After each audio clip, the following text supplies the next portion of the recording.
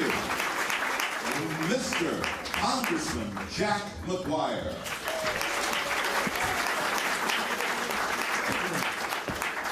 Good evening, ladies and gentlemen of the press. My name is Congressman Jack McGuire. I've been asked by my uncle, that great American, Senator Harry Douglas, to open this press conference and welcome you all to Capitol Hill. Joining me on the platform this evening is another member of the House of Representatives, a man who needs no introduction. Nevertheless, I intend to give him one. Congressman Clyde Salt has been elected to Congress no less than 30 times. He's known on the Hill as the grand old man. He's the protector of the rights of the American senior citizen and the custodian of Social Security. He has served longer than anyone in the House of Representatives.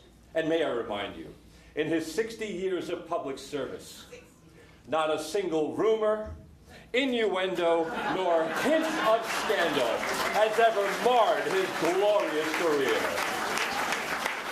Ladies and gentlemen, I have the honor and privilege to welcome Congressman Clyde Salt.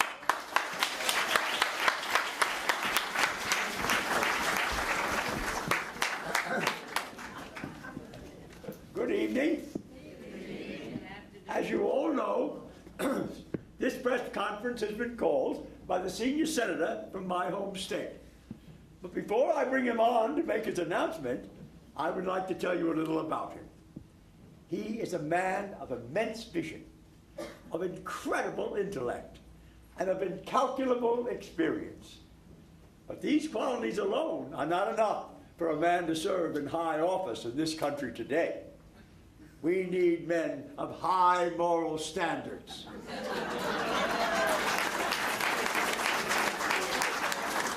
Men who deplore the promiscuous society, and men who value, above all else, the sanctity of home, wife, and family. And who believe in that greatest of all virtues, fidelity. Senator Harry Douglas is such a man. Now, I have known him and his charming wife, his charming wife, for nearly 20 years, both professionally and socially. Indeed, he is my friend and neighbor here in Washington. And it is because I have known him these many years that I can stand before you this evening and say, here is a man of integrity. Here is a man of honesty. Here, indeed, is a man of destiny. Here is Senator Harry Douglas.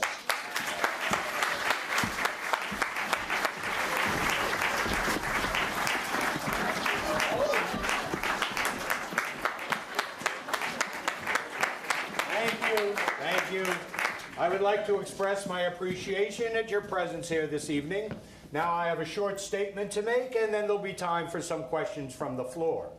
I would like to announce that from this moment, I am running as a candidate for the office of President of the United States of America. Thank you.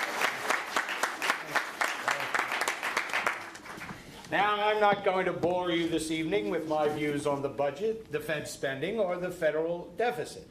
There'll be time enough for that during the campaign. Well, Congressman Salt has said some of the things that I stand for. I would like to tell you myself what I stand for. To quote former Vice President Mondale, let me show you where the beef is.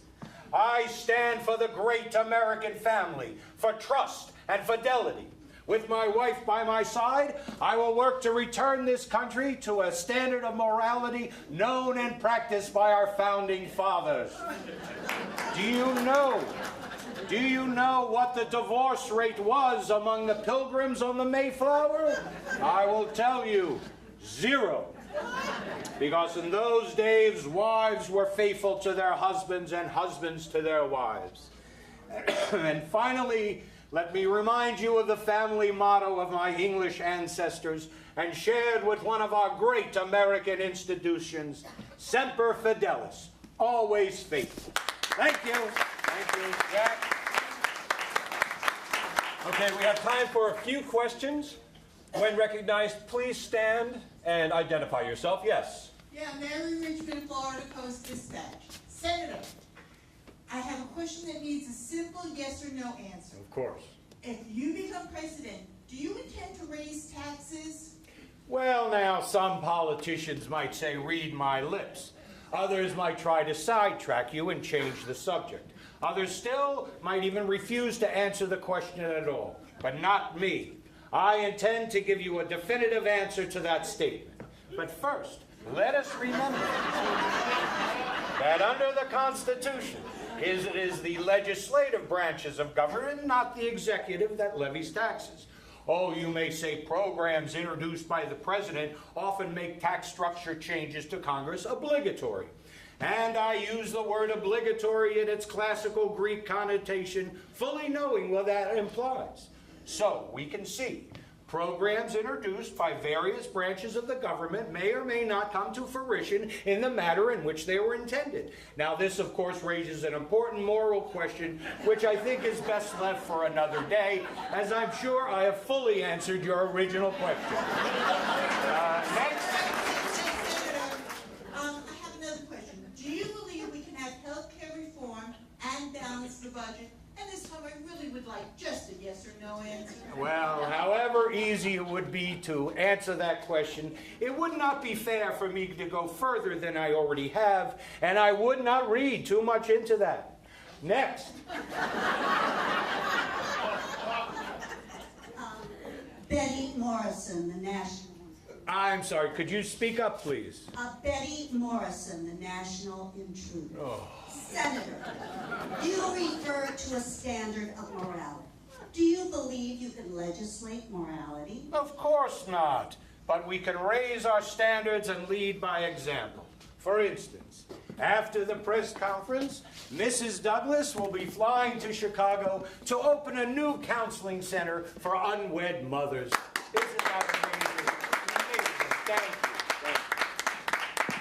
you. Senator, Yes. what do you mean by trust? Well, my, may I say how gratified I am at the seriousness of your question. It is not something we come to expect from the national intruder. Well, now, trust. Trust comes in many forms. The trust a wife has for her husband, the trust a man has for his friends and colleagues. My colleagues on this platform know I have their complete trust, and they have mine, as we are also neighbors, and my home is their home. That, madam, is trust. Senator, Yes. I have a follow-up, please. Yes. Is there any truth to the rumors that your secretary can't type and your office staff is known as Harry's harem? There goes the liberal media again. Oh, officer, It's an insult. That is an insult. Come along, madam. Take your hands off me. Don't give me a hard time. You have to leave. I'll be when I'm ready. Now, madam, let's not do something like that. You'll hear more about this. I'm only doing my job.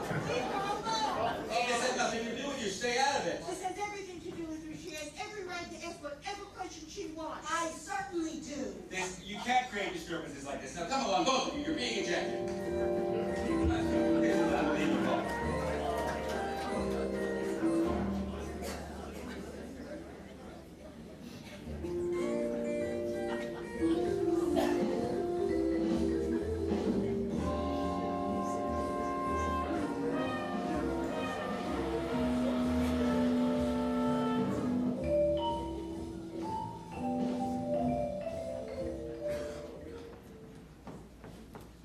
Oh, come in, everyone. Let's get out of the cold. Congressman, let me have your coat. Thank you, Lois, but I mustn't stay too long. You know, I still think there's something that we can do. This is how ugly rumors get started. well, that's infuriating. Me of all people to be subjected to such denigrating propaganda. Denigrating propaganda? Yes. Come off it, Harry. You're not campaigning now. Oh, now, boys, behave yourselves. We just have enough time for a cup of coffee before I have to go to the airport. Harry, darling, will you switch on the coffee maker for me, please? It's all ready to Of go. course, my love. You know, I still say this, the senator's rights. There ought to be a law to stop people like that horrible woman from saying such things. That's very good, young man. You're in the Congress. Why don't you sponsor a bill to that effect? I can see the headlines now. Congressman says, scrap the First Amendment. I didn't mean that, sir. No, you didn't, but that's what the press would make it sound like. Well, anyway, the majority of the American people wouldn't believe it and still support the senator. You think so? Remember Mark Twain, my boy? He said, anytime you find yourself on the side of the majority, it's time to pause and reflect.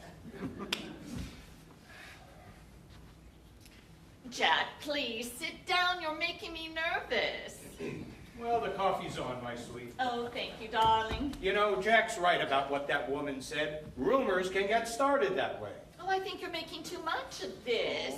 Look at it this way. They have one disreputable reporter trying to grab a headline for a paper no sensible person reads anyway. Ah, now there, Lois, you're right. And you're wrong. You're right about the reporter, but you're dead wrong about the national intruder.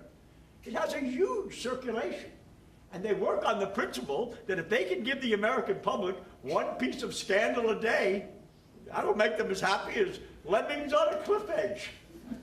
Well, I still say just ignore it, because there's obviously no foundation for it, and people will quickly forget about it. Now, coffee, everyone? Yeah. That's it. Just ignore it and it'll go away. Well, we've tried that for years on the deficit. It doesn't work. So what are you saying, that we need to take some sort of action? You know, Harry, in the war of words, I think you really fired the opening salvo. What do you mean? I mean, in my introduction of you tonight. Now, when you wrote that speech for me, don't you think you laid it on a bit thick? I mean, high moral standards, deplore the promiscuous society, sanctity of home, wife, and family. I don't understand. You wrote that? Of course. Yeah, but I mean, Oh, sometimes, my boy, I think you have the political acumen of a horse's petunia. How we ever got him elected is a complete mystery to me. Perhaps the voters recognize those rarest of all attributes of the American politician. Innocence and integrity. Oh, here we are. Oh, let me help you with that, my love. Thank you, darling. you two are just wonderful. I'm sure if that reporter could see the two of you together, she'd know the things she said couldn't possibly be true. Are we still talking about that reporter? Please, let's change the subject. Now, Harry, is there anything special you'd like me to say in Chicago? Well, as a matter of fact, I think there is. In view of tonight's events, I think it might be a good idea for you to mention how heartbroken I was to be parted from you this weekend. Are you really, my love? Of course. Maybe you could throw in how there were tears in my eyes as we said goodbye. Oh, Harry. Don't overdo the tears, Harry. Your campaign could drown in them. Well, the whole press corps heard that woman tonight. It's only prudent that we counter-strike a little, and Lois is bound to be on the network newscast in Chicago, so we might as well make the most of it. I've got to hand it to you, Harry. You always seem to make the most of every opportunity. It's time I was going. I'll get your coat. Lois, my dear, thank you for the coffee. Have a safe trip. Thank you. And as for you, young man, follow my example. The earlier you get to bed, the less likely you are to get into trouble. Good night, sir. Good night. There we go. Thank you. Well, thank you for your endorsement, Congressman. Think nothing of it, Harry. Good night. Good night, Congressman. Oh, he really is a wonderful old boy, isn't he? Just think of it. He was in Congress before I was even born. Yeah, well, I think he's getting a little cynical in his old age. He was almost sarcastic about my morality platform. Oh, he's all right, my love. It's just that you do get a bit carried away sometimes. Well, it's only because I believe so fervently in what I'm saying. We believe you, darling. Now, help me clean up. Oh, My of course. car will be here any minute. Oh, Aunt Lois, can I get a ride with you? You'll be passing right by my office, and I have an appointment in about a half an hour. Oh, yes, of course, Jack. Thank you. No, I'll take that from you. Oh, thank you, Harry. You're welcome, my love. You see? That's what I mean. He obviously loves you very much, and it makes my blood boil to think that that woman could just besmirk his character. Besmirk his character. Oh, Jack, I think that you've been spending too much time with Harry. You're beginning to sound just like him. Yes, but you know what I mean. Yes, I do.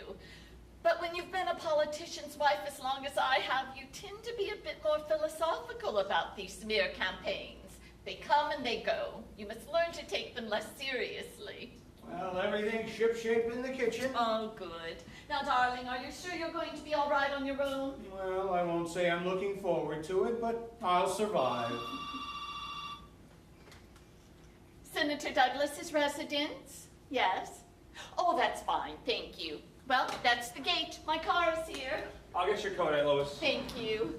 Oh, Harry, will you get my bag for me? It's in the bedroom, all ready to go. Of course, my love. You know, Aunt Lois, I don't envy you going to Chicago. It's cold enough here. Oh, I know, but duty calls.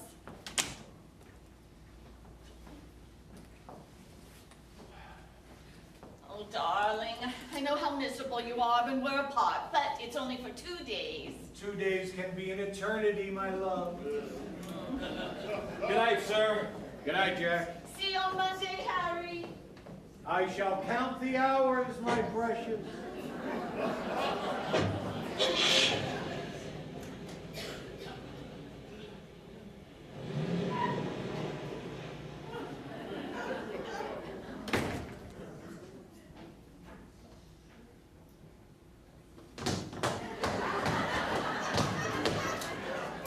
Some enchanted evening.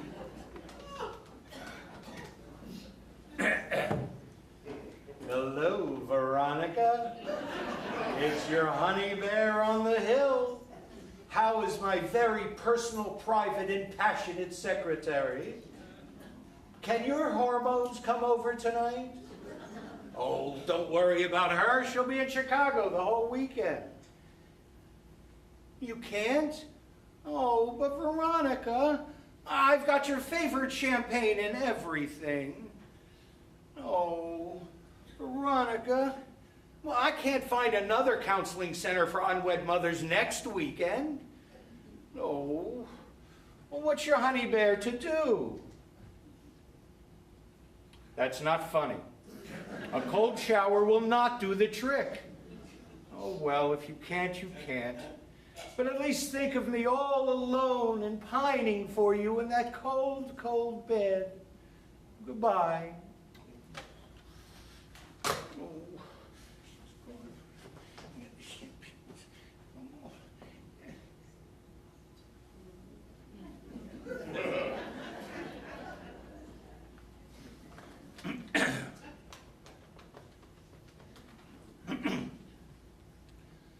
Yes, hello? Capital Escort Agency? Yes, my name is... Oh, you don't want to know my name. Discreet. I like that.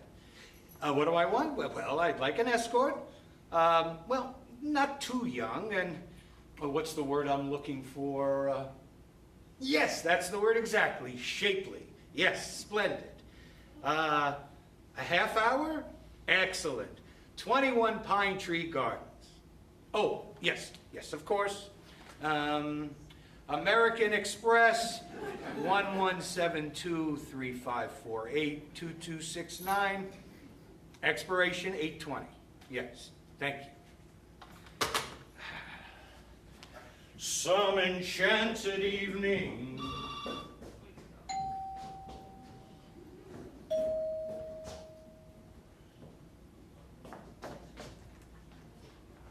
Congressman Salt, what are you doing back here? Couldn't sleep. Went down to the drugstore to get some sleeping pills. Got back and found I'd locked myself out. My housekeeper won't be in till morning. Huh. What are you gonna do? Do? What do you think I'm going to do? I'll have to stay here tonight. You can't do that. Why not? You have a spare bedroom, don't you? Yes, but it's not fair. Of course it is. Your trusted colleagues, my home is their home, remember? Yes, but I didn't mean tonight. When did you mean? Well, anytime really, but tonight is just difficult. Difficult? Yes, you see, I have a great deal of work to do. Oh, that's all right. Don't worry about me. I won't disturb you. Oh, really, Congressman? It just won't work. Tonight it's impossible. Balancing the budget is impossible. Selling razor blades in Afghanistan is impossible. But providing a bed to a friend, neighbor, and a colleague who just endorsed you for the presidency of the United States, that, Harry, is not impossible. Of course not, Congressman, but there's got to be another solution for tonight. Oh? What's so special about tonight? Well, special. Yes, you see, special. Yes, tonight is a very special night. It's my night of meditation. Your what? Meditation. It's a program I follow. Have been for years. I hardly see how any difference it would make if I'm asleep upstairs while you contemplate your navel. Well, you see, it's the vibrations. Oh. What? The vibrations. I have to be alone. Oh. Alone, eh? I'm beginning to get suspicions about you, Harry. Suspicions? What do you mean? You're acting as though you have something to hide. Hide? Me? That's ridiculous. Good. Then we won't mention it again. Oh, I couldn't get my regular pills, so they gave me powders instead. Really, Congressman, isn't there anywhere else you'd rather go? Absolutely not. Now I'm going to take a powder. Don't I wish? The devil can anyone read this? They use gray ink. When I was young, they used black ink. We'll draft legislation banning gray ink. Here, you read it. Oh, God. Take 1 powder and a glass of milk. What's that? I said take 6 powders and a glass of brandy. 6? 6. Seems like a lot. Ah, but well worth it for a good night's sleep, huh? Let me prepare it for you. Yes, sir.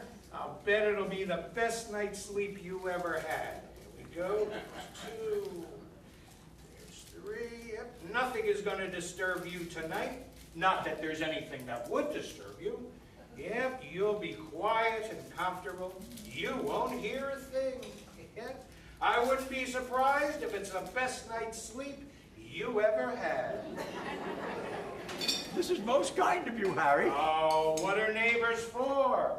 Now, you'll have the spare room at the top of the stairs. There's some pajamas and a robe in the closet. Half an hour, I gotta get a move on. Now, you just drink up and go right to bed.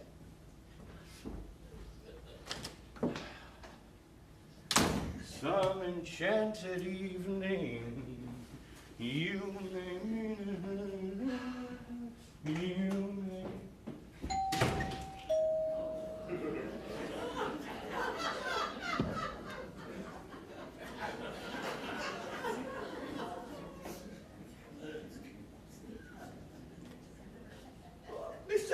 Morrison, may I come in? I don't think the senator would welcome you in his house.